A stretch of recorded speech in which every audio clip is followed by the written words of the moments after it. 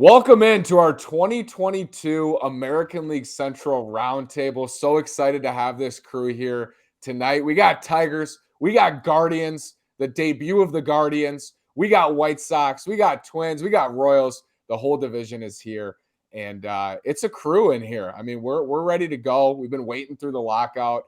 I know everybody's super excited. We got a great show for you today. So we're going to talk today about offseason, who we think is going to win the division, farm systems. It's all coming for you on today's episode. And I do want to start by asking everybody, what are you most excited about for the 2022 season? Scott?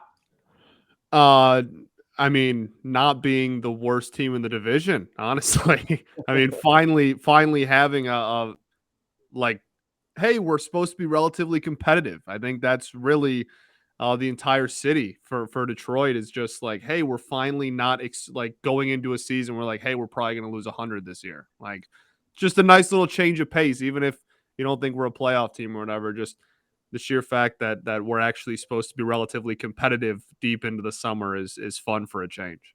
Scott Bentley, Locked On Tigers, Locked On White Sox, defending Central champs. Nick, what are you most excited for in 2022? It's defending our division championship. In the history of the Chicago White Sox, we have never gone back-to-back division champs. However, this fan base, this team, we want so much more. We'd like to win a playoff series, and we're kind of banking on health right now, and we can get into that at another time. But Sox fans and myself, especially, are looking forward to a healthy Eloy Jimenez and a healthy Luis Robert, get them to play 150 plus games and play deep into October. Rylan from Locked On Royals. Rylan, Bobby Witt, man, we'll get to him today. I'm sure you're excited. Is it Bobby? Is it something else? What are you most looking forward to in 2022? Yeah, it's got to be Bobby Witt Jr. I mean, having him come up, having him be kind of the star of the franchise, the face of the franchise, something that Kansas City hasn't really had, a guy that's just a bona fide star. He looks to be that. Plus the addition of Nick Pratto eventually this year and kind of the young prospects coming up. And just this team kind of looking more competitive than it has in the past. So that's all that the Royals looking forward to right now is Bobby Witt Jr. Jeff Ellis, Locked On Guardians. I mentioned the debut of the Guardians. Group looks somewhat similar. Jose Ramirez is the face, I guess, in the last couple of years. But what are you most looking forward to in 2022, Jeff? Is it to watch J-Ram just continue to mash? There'll be some exciting hot dog races. Put your money on mustard. And in all seriousness, I'm looking forward to for as much as we all kind of make fun of the Guardians, they've really stockpiled a ton of young talent. I spent all last season talking about the 40-man crunch. And in terms of just minor league depth, we'll get into they don't maybe have the stars at the top, but they might have the deepest system in the Central. When you're going 20 deep and it's legitimately everyone is a prospect that is expected to make some kind of impact in the majors at some point, and 8 to 9 guys this year. So Steve Kwon, give a shout out to one of our sponsors with Bet Online. It's if you want a dark horse rookie of the year, Saros over at The Athletic wrote about, he's the guy I want to see. I mean, he put up numbers that were unbelievable in terms of how hard it was to strike him out with his high slugging percentage and stuff like that. And he's undersized, and there's all the reasons he shouldn't be effective. But he had honestly one of the best seasons any hitter had in the minors last year. Statistically, right up there with any big name you want to talk about. And he's all of 5'7" and was a 6th round pick. But he came from Oregon State, a huge program for production. So he's kind of the guy to watch out. But in general, just the next wave of youth that's going to hit this year. I always say there's nothing more exciting in baseball than a top prospect, right? And you know that, Nick, from watching all the Sox guys come through. Scott, been watching Casey Mize and Tarek Skubal and all those guys come up. I think for me, as it's been every year, guys, can we get 130 games from Byron Buxton? That's what excites me, the possibility of that. So definitely looking forward to that. Big off season for some of the clubs in here, for our clubs. Royals last year, Carlos Santana, I remember, made some noise. Andrew Benintendi this year, a little bit quieter. I know Hunter Dozier, the extension last year. Rylan, what do you think of the Royals offseason when you look back? Yeah, I think that looking back on the offseason so far, the only move that they've made has been practically trading Mike Minor for Amir Garrett and Zach Greinke. Obviously, the trade was only for Amir Garrett, but you cleared up enough money in that trade to go sign Zach Greinke and bring him back. I think that Zach Greinke admitting that he's going to take a leadership role and help these young pitchers who have struggled so far in their career after all of their hype coming into their careers is a big deal. I think that's a massive win for the Royals, and having Zach Greinke there, teaching them how to be a professional pitcher and teaching them what it's like being in the MLB and being a Cy Young winner and all that kind of hunky-dory storybook stuff. The offseason in general, I would consider a win for the Royals just because you improve the bullpen a bit with Garrett, and Garrett brings a different mindset, a different edge to the Royals that they just don't have, frankly. And then you get Greinke back in Kansas City, which will sell tickets and also help your young pitchers who are the backbone of this rebuild. If these young pitchers do not turn their careers around, this rebuild fails, and you're going to go back into another 5, 6, 7 year rebuild. So it's massively important that these guys get on the right track, and Zach Greinke can help that. Scott, one of the more active Tigers off seasons we've seen certainly recently. They bring in Eduardo Rodriguez. They bring in Javier Baez. They bring in Michael Pineda, Big Mike from Minnesota. Definitely going to miss him in the rotation. What do you think of the Tigers offseason, and what's your grade? I mean, it's got to be A- at worst, I guess. I mean, this is a huge offseason, especially looking back on what the last half decade of Tigers off seasons have been. I mean, Robbie Grossman last off season was the first non-1-year contract we gave a free agent in half a decade. So, I mean, that's since the 2016 off season. So I guess just short of that. But I mean, going in and going consistently 1-year deals. Oh, we got finally a 2-year deal, right? And I love Robbie Grossman to death, but still Robbie Grossman, and finally then getting to an off season where we went out, we got an ace for this rotation. Erod is absolutely going to be the opening day starter and going to be the ace for this year. We had the worst shortstop situation, I would argue, in all of baseball the last 3 years. Finally got that taken care of. Got one of the better shortstops in the sport. And along with, doesn't really count, I guess, with the parameters of the offseason, but now we're going to call up 2 of the 5 or 6 best prospects in all of baseball as well this season. So you take a team that had a win total in the high 70s, right? 77 wins, and you're adding 4 impact players on opening day, assuming Green and Torkelson make the roster out of camp. You're instantly adding that. And, Tucker Barnhart, for what it's worth, one of the better defensive catchers in all of baseball, also brought in. I mean, I think that this is like I said, you're adding 4, maybe 5 impact players on a team that's win total was in the high 70s last year. So I'm very, very excited for this season, and this is one of the better off seasons we've had probably since Mike Ilitch passed away, honestly. Nick, I do want to ask you first. We'll break down a little bit more of what happened in this division. Twins adding Carlos Correa, Sonny Gray, trading away Mitch Garver, Gary Sanchez, Gio Urshela added to the roster. A lot of turnover with the Twins. The Tigers, Scott told you, additions. Really excited about Ryland. Zach Greinke's there. Jeff, the Guardians, man. It's just there haven't been a ton of additions in the off seasons. I know Eddie last year, and I know you've been calling for them to improve this team. Nick, in some ways, the White Sox outside of the bullpen haven't seen much activity. Kendall Graveman brought in, I think, one of the more underrated relievers, moves to the bullpen. Now has been outstanding. They bring in Joe Kelly. What's your perception of the offseason for the White Sox? Rather incomplete. It's tough to put a grade on it.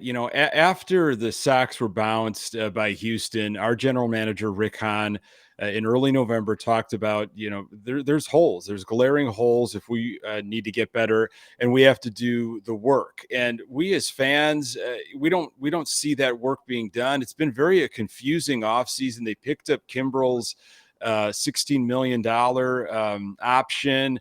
Hahn was very transparent, which he never is as a general manager, talking about how Kimbrel has got value, but it might not be on this club, yet he's still on the club right now.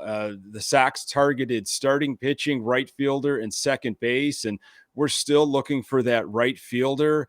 There really hasn't been any movement with starting pitching. They brought in Vince Velasquez to maybe help out as like a sixth arm, a swing guy with Ronaldo Lopez. You lose Rodon, and you're going to ask Michael Kopech, who only threw 70 innings out of relief last year, to step in to the rotation.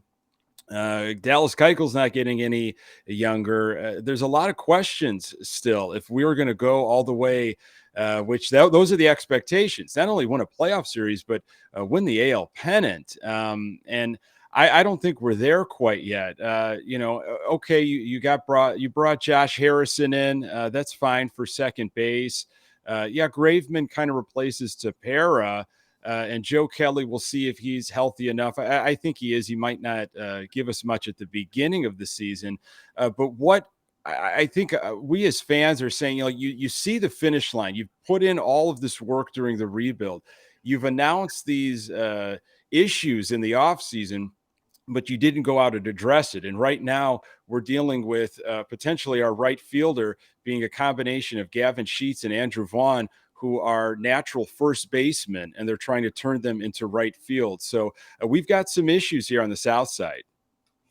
Jeff, always feels like, Nick mentions the outfield. Always feels like Cleveland is just like an outfielder or two short. You mentioned a lot of guys are coming. You mentioned Kwon, and hopefully they can fill that out. But to me, in recent years, one or two additions I feel like could do so much for them offensively. And they won't take that step. That's my perception. What's your response to that? They just keep rolling it back. It is essentially the exact same roster from a year ago. I'm trying to think of Brian Shaw was a big free agent, and they just gave him $3 million to come back. And I did 2 shows talking about the overpay there. They haven't done anything. That's just the truth of the matter. I go back to, because someone could have gotten rich if, you put a counter on how many times I talked about the 40-man. They're packed full. They just moved 2 guys to the 60-day disabled list who are minor leaguers, which they've never done. We assumed they'd be active in the trade market, and all we heard was, well, we finished, second or third and all these things. They need help at first. They need help at catcher. They need help in, conceivably both corner outfield spots. Now, Kwon, we're hoping will fill one. But, truthfully, it's like they didn't set they hit the snooze bar and then just slept through the offseason. They have literally your 4 additions. Luke Mailey is a backup catcher, bringing back Ryan Shaw. Sandy Leon is a non-roster invitee who's probably going to make the team due to injuries. Then Aniel De Los Santos, who's another non-roster invitee.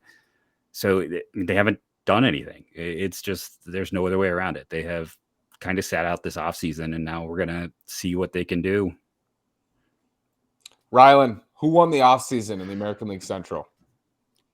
I'd say the Twins cleared up a ton of money and got Carlos Correa. That's huge. I think that there's no bad outcome for the Twins, so I'd say the Twins won it just for the simple fact of either Correa makes the Twins competitive and able to make a playoff run in the expanded playoffs, or he opts out and you save money in that Donaldson trade, or you just trade him at the deadline and you get something for him and you cleared money in the long run. So I don't see any way that Correa deal could go bad. So I think that they've made the best move and also the safest move for their future. So I'm going to have to go with the Twins.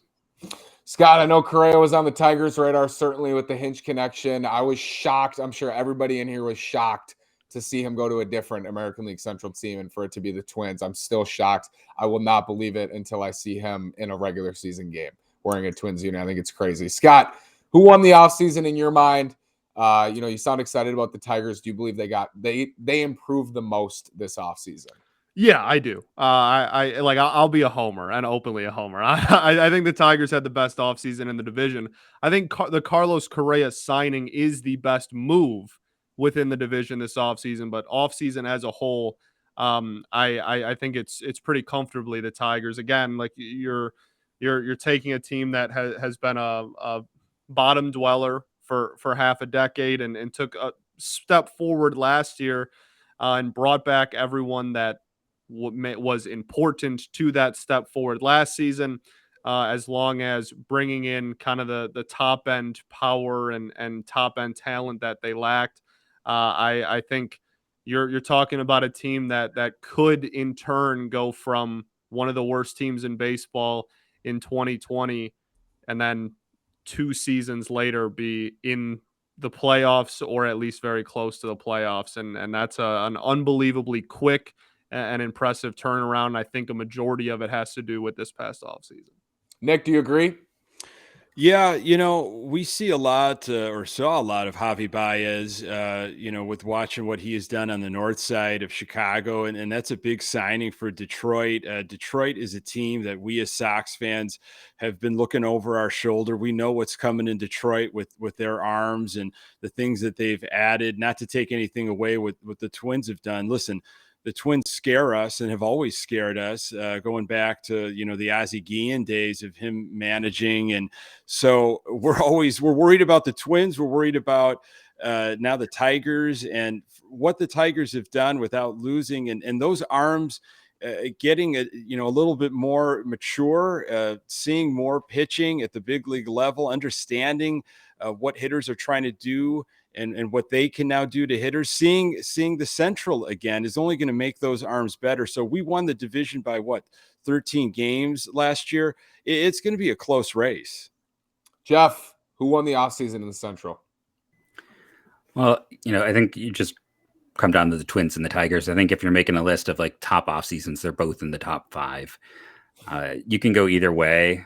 I feel like with those two teams, if you want to lean one way or the other, both saw needs and addressed their needs. And I'd probably give a little bit of an advantage to the Twins just because, I love the fact that they're always listening, that they kind of made a trade and then got lucky enough to convince a team to take on Donaldson because of they were just always in motion and they were willing to adapt on the fly. So I probably give them the slight edge, but I think there's no wrong answer when you're talking about those two organizations. Yeah, everybody makes good points. I think I agree with Jeff both ways. I think the Twins are a starter short of having a truly great offseason in my mind, and not just a starter. They came in needing 2 frontline starters and a starting shortstop. Sonny Gray we see as a number 2, and then they added Carlos Correa. They checked that box with authority, but they're missing that other frontline starter, and that's not a small hole to fill. They needed to fill that, and they did not. So, Tigers Twins, I agree with all of you.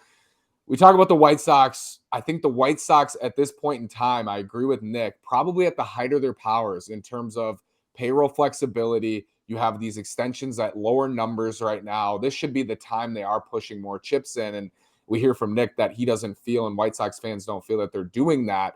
But I still feel that they are the class of the division, that they are the clear favorite in this division. And I'd be willing to hear otherwise. Let's start with Rylan on this. Rylan, who's winning the Central in 2022? I'd be stunned if it wasn't the White Sox. I do like the Tigers' new look team and all their prospects coming up. I think they have the best manager in the division. I like the Twins' moves, but to win the division, I think it's going to have to be the White Sox. Other teams might make a playoff run in the expanded postseason, but the division is the White Sox to lose. Scott, he's high on the Tigers, man. Is this the year? Is it one and done for the White Sox in the Central? I would love nothing more, but I still do think that it's the White Sox division until proven otherwise. At the end of the day, 2 of our biggest assets that we're bringing in are going to be rookies, and I think that the ceiling for what Torkelson and Green can provide down the road are unbelievably high. But how much are we really expecting in the rookie seasons? Skubal, Manning, all of their either first or second full seasons. It's still such a young team that while I do 100% and fully believe in the future, and I fully believe in the direction, I think that we could be heading into an era where the Tigers go back to the early 2010s when it was ours every year. I think that could be around the corner. It would be a lot more difficult because the White Sox are young too, and it's just a much better division than it was then. I still think we're probably a year away from seriously giving the White Sox a run for their money. I think at the end of the day, that everything. The bullpen is significantly better than anybody in the division. The lineup is still cream of the crop. The starting rotation is still great. It's still the White Sox division to lose, even though I am a big fan of the Tigers finishing second this year. Well, I think the feeling was the Twins in 19 and then 2020 we always knew. And Nick, I like this point Nick made about seeing the Tigers in your rear view. That was the same way with the Twins and the White Sox. And I think going into last year, Big time. around the same win total is like 89 to 92 preseason. I know some sites had the Sox, some sites thought the Twins had the edge, and it depended on what you read. But the Sox caught up, and they caught up in a big way. The Twins go out and win 73. Sox win the division, you mentioned, by 13 games. And now it looks like they're settling in. Nick, do you feel like that's the case?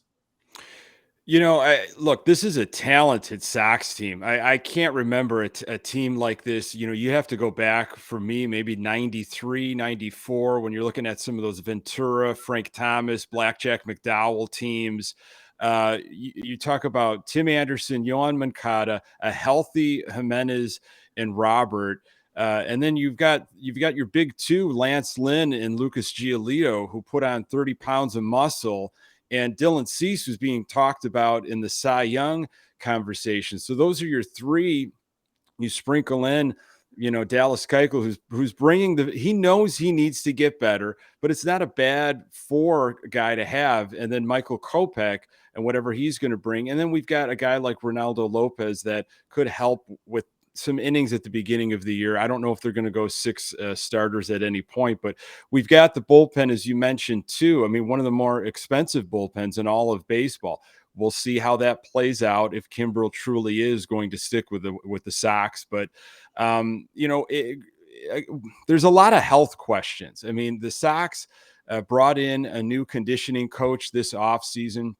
We had a lot of hamstring injuries. I mean, there's injuries all over the league last year. A guy like Yasmani Grandal is coming off of, leg surgery this offseason. You got to watch his load management. But there's another guy. If he gets hot offensively, there aren't a lot of places to hide in this lineup. Why I'm so tough on this team is, if it's not now, then when to go absolutely all in. A right fielder would be great. Another starting pitcher would be great. But in this division, I think it's definitely the Sox to lose. Jeff, where are you at in the American League Central? I just think the White Sox are kind of head and shoulders above everyone. When we were doing our previews at that time, it's like I thought the Tigers were kind of second place just because the emerging talent. But the White Sox are just top in every category. I don't want to say I don't think it's going to be close. I think it'll be closer than it was a year ago. But they're still, they're excellent, and they have pieces to go out and make a trade. Like I almost expect the White Sox and Guardians to make another second baseman trade this year, like they did a year ago. Like, Ahmed Rosario, I should say, is going to end up like playing second for the White Sox before the year is done. It's something like that is likely to happen. I think they'll plug their holes, maybe not with the biggest of names like they did a year ago, but I have faith, and they still have a better minor leagues than people give them credit for as well. It's not like they're completely stripped barren after all those years, which I always look for who has ammunition to go out and improve. They still have that. I agree. I'll take the Sox. It's painful, but I'll take the Sox this year to win the division. I think that bullpen's nasty, and I think the lineup can be really good. I agree with you, Nick. The American League's a lot better. And even in our conversations, Tigers and Twins having nice off seasons, I think both teams will be better than they were last year, hopefully. For the Twins and for the Tigers are better. And for the Tigers winning 77, but more than 73 for the Twins. But the whole American League, the Blue Jays are going to be tough. Yankees are always tough. The Red Sox are going to be tough. It's going to be tough out there. The Mariners are getting better. The Astros are still good. So every win's going to matter, and there might be a little bit of cannibalism in this division. And for the White Sox, it's going to matter how many games they win. You don't want to be stuck in that, that first wild card round, kind of rolling the dice on a 3-game series. You'd much rather have that bye into the division series, I think, is how it's going to set up this year. But all those wins are going to matter for the White Sox. So I'm scratching my head too, Nick. I'm with you. Why they're not trying to get every single win they can at this point. Talk about midseason trade chips. I'm glad Jeff brought that up, and I want to start with my midseason most valuable trade chip in this division. I think he's on the Twins, and Rylan mentioned, I think it's probably Carlos Correa. If the Twins have a first half like they did last year, he's opting out after this year, 90%, 95%, unless he's hurt. So I think Carlos Correa is probably the most valuable trade chip. When I ask this, I want us to also think about who is attainable. Jose Ramirez, he's been thrown out there a lot. To me, I think it's much more likely that Correa moves on a quasi 1-year deal than it is that Jose Ramirez moves mid-season. You might disagree with that, Jeff, or others in here, but for me, it's much more likely. So I'll go with Correa, and I want to ask Jeff first, who do you think is the most valuable mid-season trade chip in this division? So I have conflict, I'll be honest. Jose Ramirez makes sense as a mid-season trade chip. The one thing we can't count about is supposedly we have minority ownership coming in. That's going to eventually become majority ownership, and that the talk is they're taking 35% of the team, but we don't have anything announced yet. If we really knew for sure that they were coming in, I would say Jose Ramirez is off the table, because it's a very toxic relationship with this fan base and the current ownership group. It's the most toxic I have experienced in my 40 years as a Cleveland sports fan. And, most people know about the toxicity of Cleveland sports. We can just leave it with that. So it's bad. And I don't think a new ownership group would want to start on the wrong foot. But that being said, everyone brings up Francisco Lindor and how they traded him off too late. Well, part of that was because of the COVID year and what was going on. Their MO is to trade at 18 months out. That would be mid-season.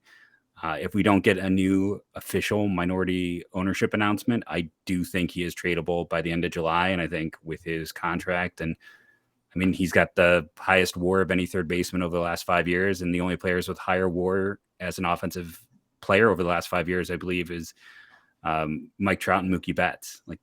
He may not get consistently put in that conversation, and that's maybe because he plays in Cleveland, but Jose Ramirez is legitimately one of the 5 best hitters in baseball. And, I will plant my flag there and say that if it's not him in this division, just internally, I think Correa is probably the only other person that really stands out. It feels like everyone else is kind of moving upwards and onwards, so it's harder to find those trade chips. Rylan, someone who comes to mind for me is Whit Merrifield. I know we've talked about him a lot in recent years. What's that contract situation looking like? I don't know how many years away he is from free agency, but I know the Royals have kind of shot that down. And at times it felt like it might be best for them to move on from Whit Merrifield. Certainly, I think in 2019 and maybe again in 2020. But what do you think his availability is? Do you think he's the most valuable in-season trade chip in this division? Yeah, I think for Witt, it would take the Royals just being disastrously bad in the first half, unbelievably bad to trade Witt.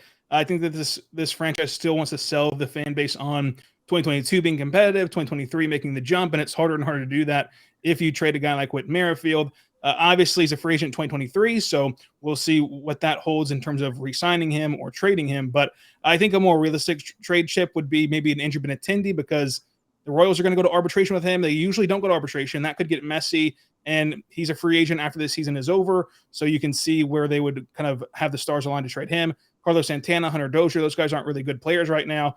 If they turned it around and the Royals were not competitive, trading those two guys would be an option as well, although they're not really flashy names. But Witt will always be the kind of headline name. I just don't see it happening unless they're just awful this year and on the verge of losing 100-plus games.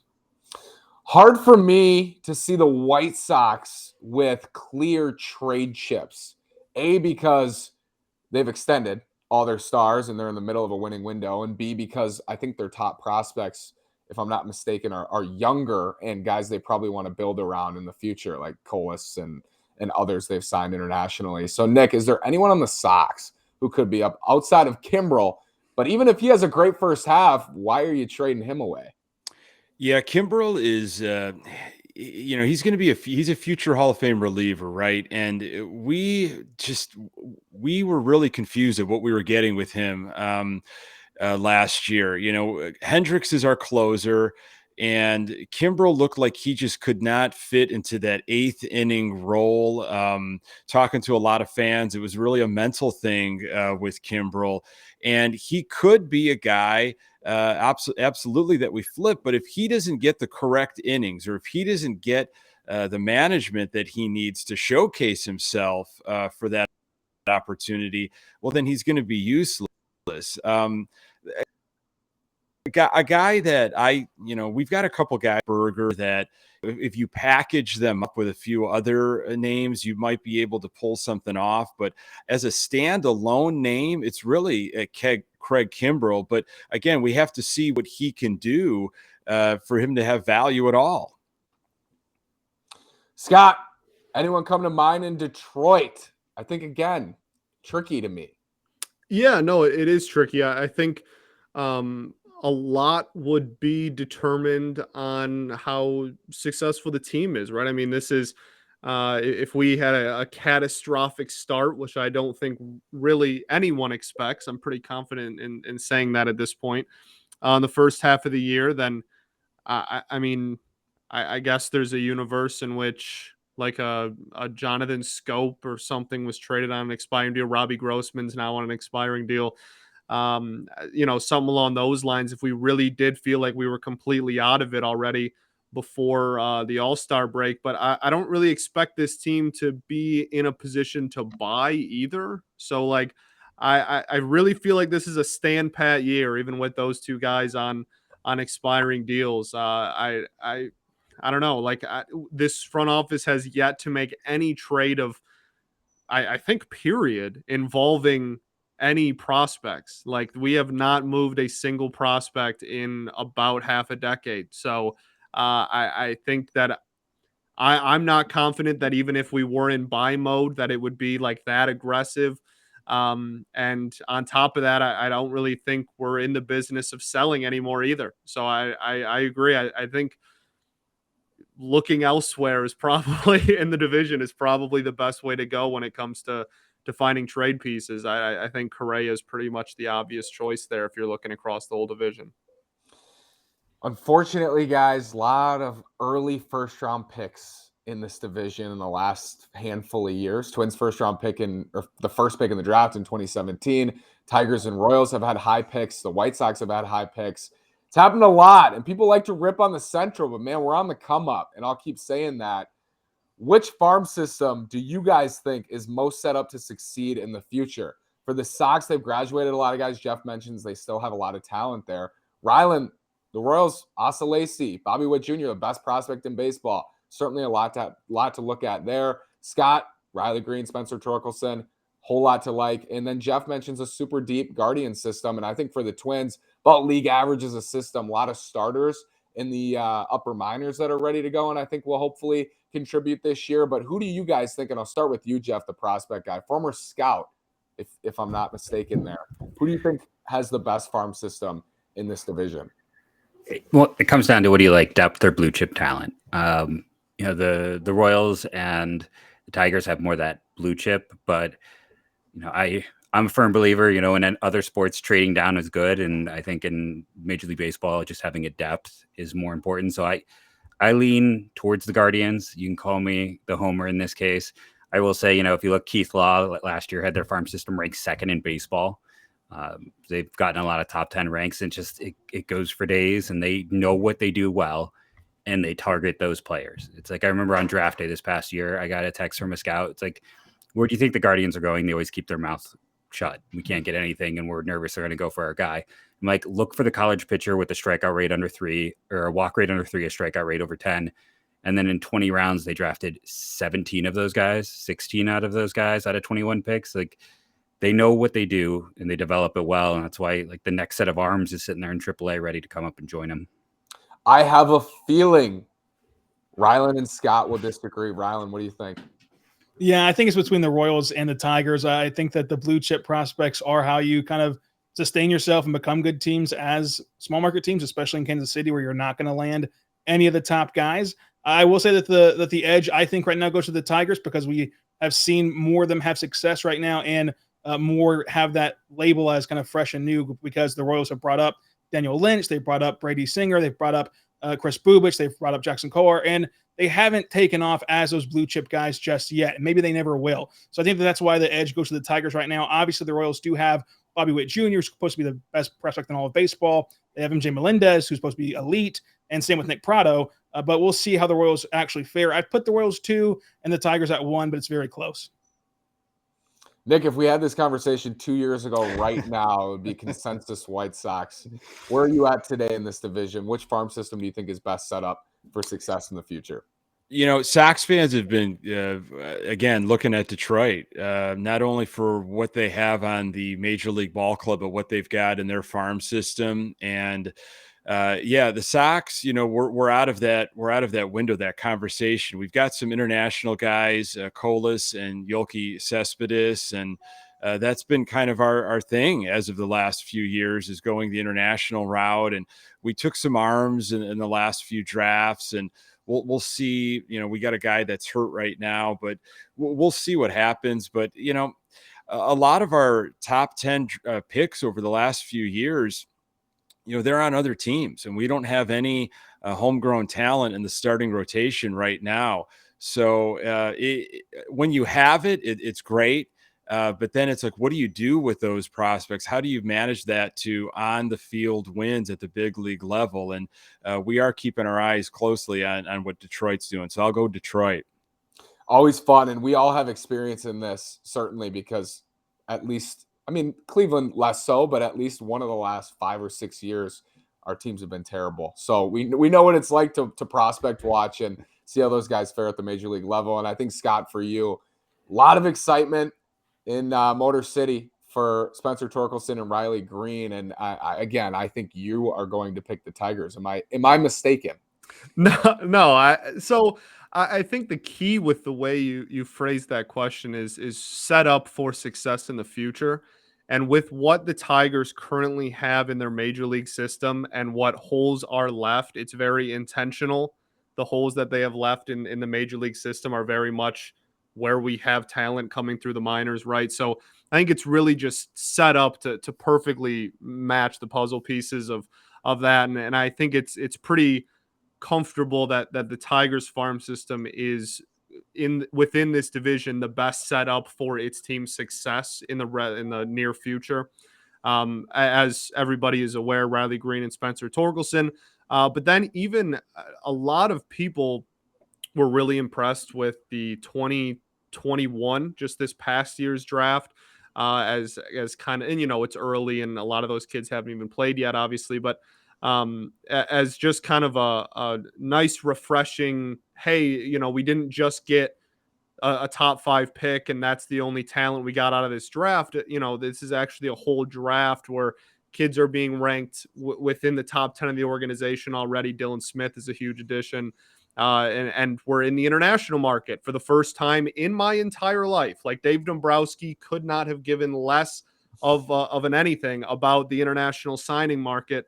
And now we are starting to see, the last 3 international periods, we've broken our own signing bonus, like the teams or signing bonus record of bringing in prospects like that. Signing guy like Campos is a guy people are super excited about, etc. So this is not only do we have the top end talent, but over the last 2 calendar years specifically, they have really filled out the rest of it as well. Alex Faedo, a former, the ace of one of the best rotations in college baseball history, like he's probably going to get some experience out of the bullpen coming off of Tommy John this year. There is a lot more than just that Torque and Green. And I think that is what gives me confidence in the farm that even 2 years ago with Mize, Manning, Skubal, Green, I didn't have as much confidence in, but now I kind of do, because we're starting to add that depth along with the blue chip talent, as you said.